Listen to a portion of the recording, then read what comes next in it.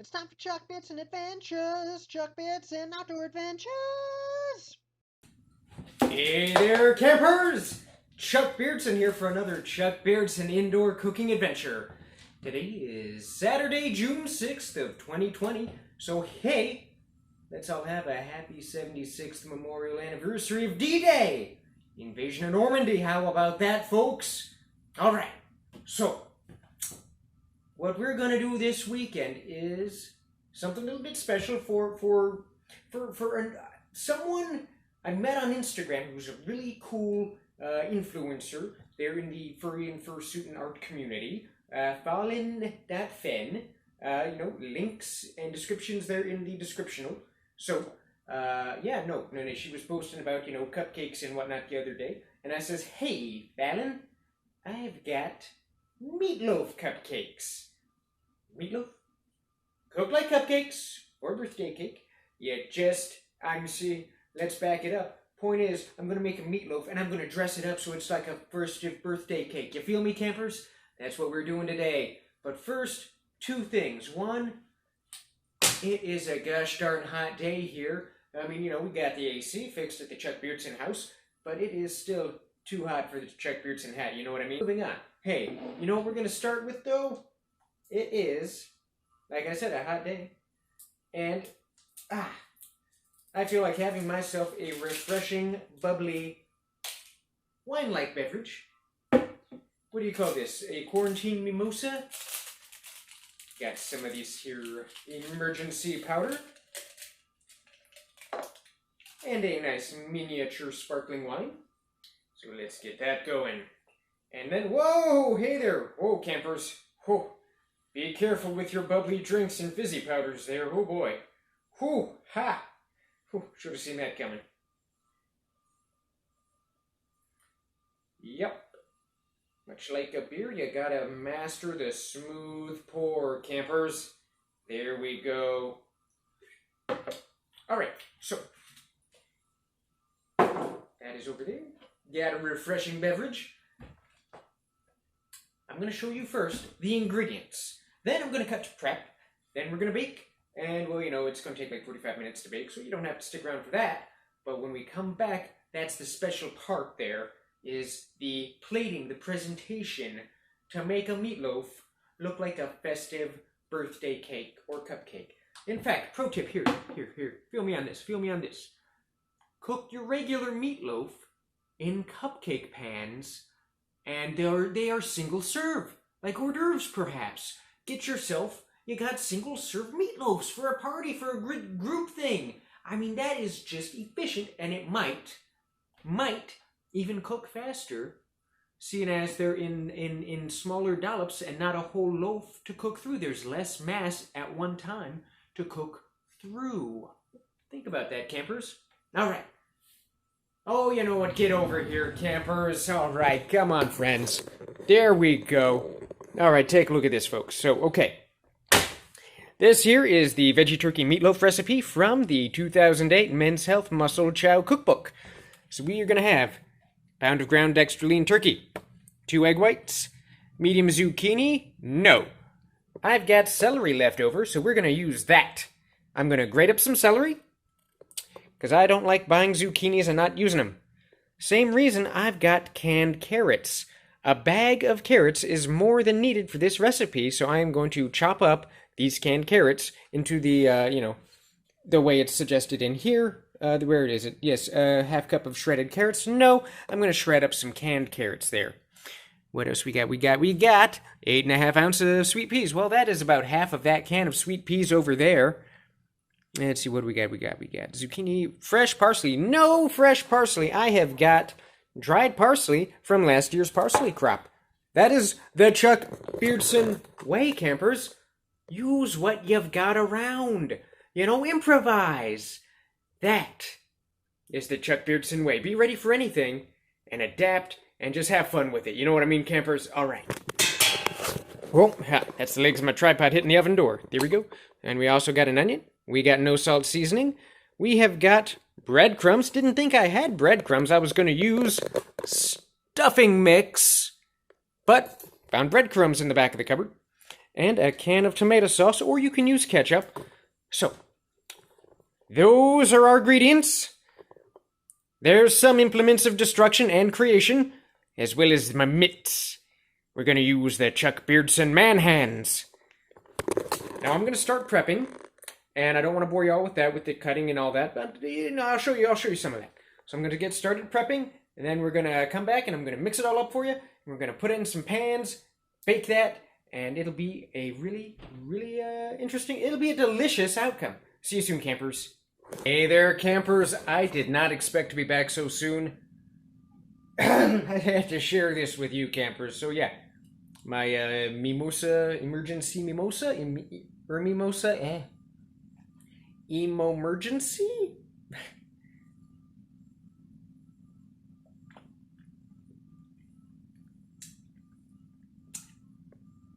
Yeah, I had to come back because I do not recommend that flavor combination, campers. Oh boy. Ooh. Wow. That is, ooh, little, Hey there, campers, we're back! Chuck Beardsen Indoor Cooking Adventure with a whole new camera angle. So first, we are going to drain the vegetables here. That'll be these carrots. Now, I don't like to waste anything in the kitchen. Minimizing waste is the Chuck Beardsen way. So I am catching the juice in this here big measuring cup.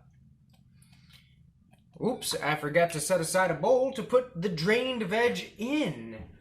There we go.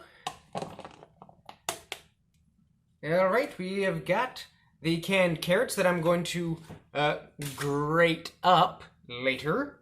Next, we've got the full can, 15 or 14.5 ounce can of sweet peas. There they go. Get out. Now be careful if for reaching into cans for the sharp edges. But like I said, I hate to waste anything. If there's a straggler in there, I will get it out. That's the Chuck Beardsen way. I don't know, maybe we'll just use the whole can. All right, cool. The cans, of course, go in your steel recycling. The Beardsen house is a recycling house, campers. All right. 1 sweet onion. So let us peel this up a little bit. Cut up an onion however you like to cut up an onion that works for you. There we go. Get out of my way. Getting out of the way is the Chuck Beardsen way. Yep, tasty sweet onion bits, yep.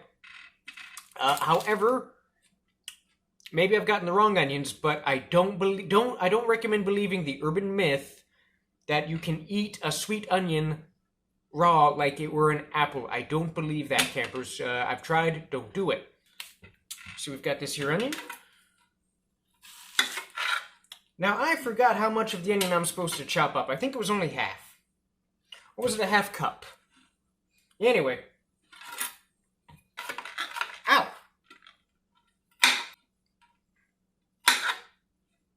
Well, I feel... Oh, wait, no, wait, there.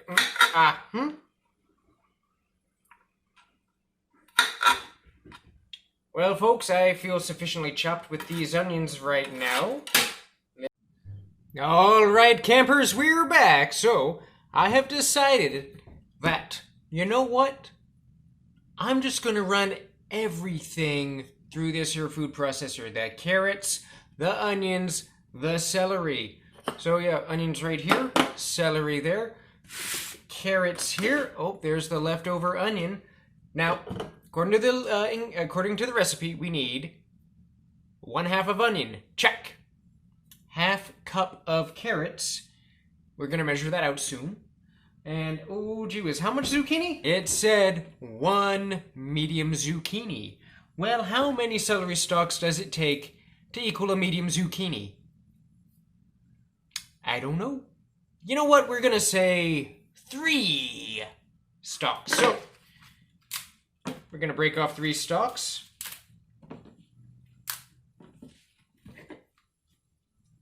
You think that's enough there, campers? You know what? I do like zucchini. I do like celery. So you know what? I mean, zucchinis are pretty dense. Okay, one more. One more. How about that? All right. All right, but first we're gonna rinse them. Let's go rinse them. Rinse. All right, celery is rinsed. Gonna.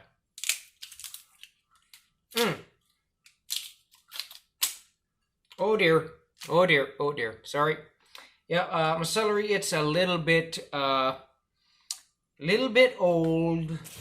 It's not quite crisp. So, yeah, it's not breaking clean like we'd hope. So, you know what? Just gonna cut it up into smaller pieces. Toss into the food processor there. Now, chances are the strings are gonna still get wound up under the blades or something. But, you know, we can deal with that. Yes, we can. All right. So that seems pretty full for now. Locking lid. This is where I would mute the video because it's going to be noisy. It said coarsely grated, so I'm going to put it on low. That looks good enough for me, campers. So, here we go.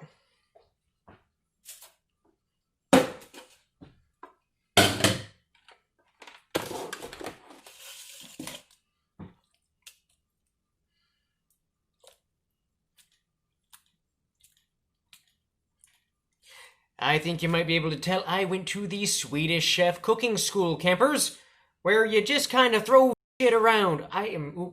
Language. Where you just throw stuff around, you know? The Swedish chef cooking school. Where is... Got one of my favorite little tools around here somewhere nearby. Aha! There we go. I do like this little scooper spatula rubber thing. It is so good for getting the stragglers out.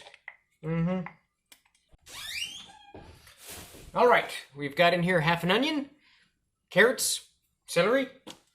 Now we're going to add in a half cup of breadcrumbs.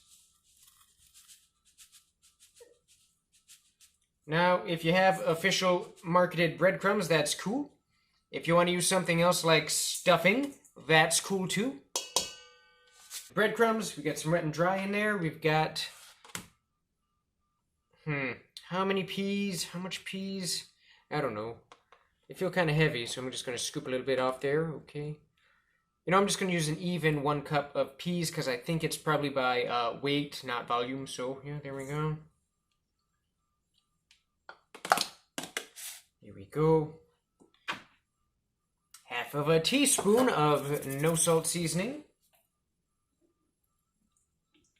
Fresh parsley. Now, I don't know, what you whiz, how much of this dried parsley from last year is a bunch.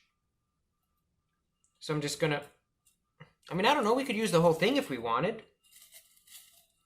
You know what? Why not? I just happen to have a mortar and pestle nearby, so I'm just going to use my pestle here. Yep, don't want those stalky bits all up in there, so just, strip off the leaves. Put the stalky bits to the side. I'm back, campers. In addition to the mortar and pestle, I just decided to use my mitts to crunch up the stem bits here, and you know what? That's pretty good. There we go. All kinds of powdered parsley in there. Now I need to clean up my work area a little bit, make some space, and I will be right back with the meat. Okay, campers, we're back for the rest of the meatloaf, the special cupcake birthday cake meatloaf, turkey veggie meatloaf, inspired by 2008 Men's Health Muscle Chow cookbook. So, what we have here, we've got a pre-oiled baking pan. I don't know, maybe roughly 9x15, we could 9x5 we could call it. Oh, that machine sound you hear behind us, that is my countertop convection oven preheating as we speak. Now, in most meatloafs, for the last 15 minutes of cooking, you would have some sort of tomato sauce or ketchup glaze, in other words, on top of the meatloaf there to just give it that extra pop and flavor and whatnot. And, you know, because that's just not how we're doing it, the best I can do is put it at the bottom of the meatloaf so it is still there and isn't lost when people cut it up and serve it. Because we are removing it from the pan. We are not serving it from the pan. Tomato paste is to the side. Now, the defrosted turkey. Oh, yep, that's good. Been there in the fridge for a couple of days, getting nice and defrosted. And you know what? We're just going to pour the juices in there, too. There we go. Nice, moist meatloaf.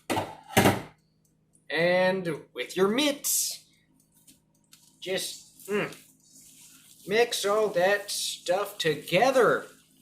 Oh boy, there we go. You gotta mix your meat and your veg and your breadcrumbs and your seasonings and spices and all that stuff, campers.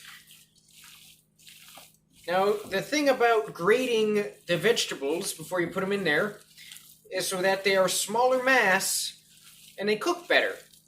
Because vegetables are all full of water, and water takes a lot of energy to change temperature and state. It's longer to cook water than other things. Alright, so we've got the convection oven heating up to, well, by the recipe, using a standard oven, it's 350, and it will be for about an hour. Now, since I have a convection oven that moves the hot air around, allegedly, we can use a lower temperature and shorter time. Now, I'm still probably going to use an hour, use the full hour. That's been my experience, but I can knock it down to, say, 325. Now, there is an official conversion chart somewhere, but you know what? It's just never been reliable for me. So, you know, hey, fingers crossed here, campers. And I prefer to use my smaller convection oven on the countertop, which is also my toaster, instead of my full kitchen oven, you know, the big one there, because it's a big machine for just one small cooking thing, you know? Put that right there in the tray. Oh boy, this is a big meatloaf in a small pan. Wow, I did not see that coming. Okay, no, we're okay. We're okay. And just gotta pat it down and around. Make it nice and uniform. Just fill out the corners there. Come on. Come on. Just kind of poke it around the edges there. Just kind of trying to give it that, you know, like you're edging your sidewalk or edging your garden, you know? That looks right prime for putting in the oven over there. There we go. Oof. Got the meatloaf by one hand. Oh, careful, careful, careful, careful, careful. There we go. All up in there. Gonna set that for a full hour, full 60 minutes. And, you know, just gonna bump that right up to the top temperature just because I want to make sure this cooks thoroughly the first time, campers. Pet peeve of mine. So I will be back with y'all in 1 hour. See you then, campers. That's when we plate and present. Hey there, campers. Chuck Beardsen back. The oven has just dinged. We're gonna pull out the meatloaf. Oh boy, it looks good. We're gonna check it. Ooh. Oh boy. Oh, look at that. Oh, that's a beautiful meatloaf. Oh, it smells good too. Okay. Going to try to surgically lift the meatloaf out of the pan and put it on this plate. Whew. Oh. Oh, wow. It worked! Oh. Wow. All right. Now, like I've said time and again, the key to this meatloaf birthday cake is the presentation. So I have here mashed potatoes, pre-made, pre-mashed. First thing, just going to dollop along the sides of the meatloaf here. Now, if you're a cake boss and you can do this better, great! Share your cake meatloaf adventures, turning a meatloaf into cake. That'd be fantastic. I would love to see that, and I'm sure the rest of Instagrams and Pinterests would like to see that too. So now, don't go licking your own utensils, but I'm the only one planning on eating this meatloaf, so here we go. I forget where we left off. So, okay, I re-upped the potato flakes, boiling water. Now we're going to put it in this here pastry bag and doodle up the top of the cake here. So, I got this pack of decorating tips and a box of decorating bags. Followed the directions on them. As far as sizing it to install the correct decorator tip size thing there. Now the thing is, we'd need a different bag for every different design tip. So we're just going to use one today. We're using this number 21 tip that they're kind of starsy, shelly border thing. So we got potatoes in the bag, squeezing it all in down there. Oh, yep, All right, ooh, yeah, ooh, it's hot. Just give that a little twist so it doesn't squeeze back out at my hands. The applicator tip is secure there, so now I'm just gonna go. Oh, wow, this is pretty cool. Just worried all, ooh, ow, hot hands. Ooh, ow, ooh, ow, ooh, hot potato hands, ooh. Oh, but wow, this is cool.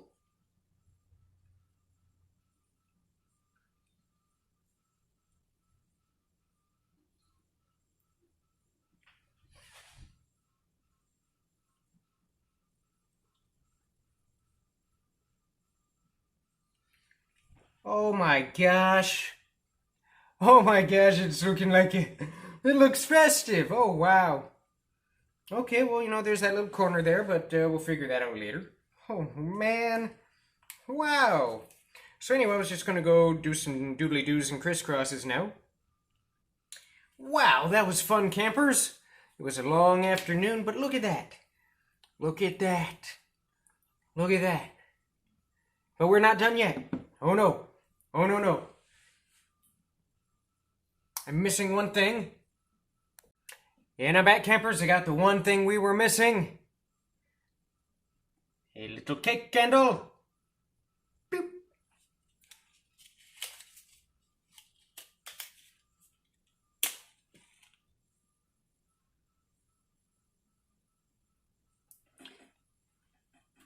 And there we go, campers.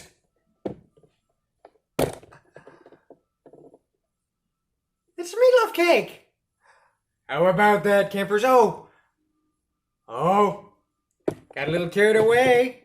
Oh dear with the camera. Oh, I forgot the rosemary sprinkles.